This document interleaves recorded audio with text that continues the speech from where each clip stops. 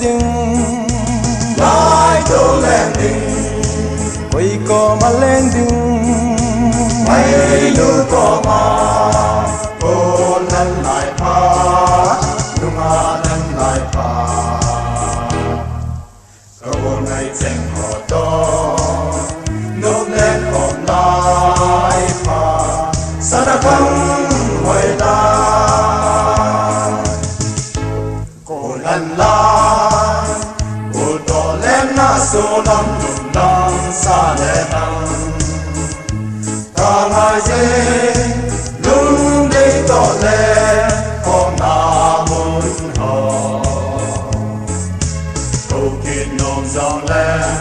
câu kia thế lâu nộp lại thì họ kỳ sĩ lâu đi không mong nô mình ôi làm ở chế ding mai tô lên đi ôi co mà lên ding mấy nu có mà cô lần lại pha nu mà lần lại pha các cô ngày chẳng họ to nộp lên hôm nay pha sa đã không quay lại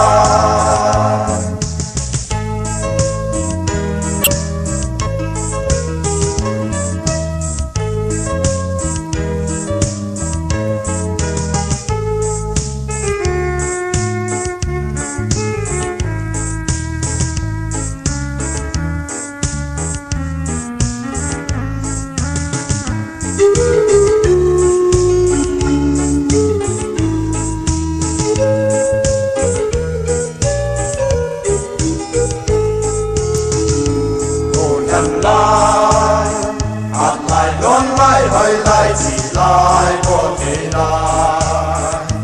nam an thế lẽ na hin cô mà xem hỏi đi cô lần man kia chưa hin qua gần thế na lẽ đã na kỳ sĩ lâu đi không mong kề bên ôi làm ở chế ding lai to lên đi quay co mà lên ding mấy nu có mà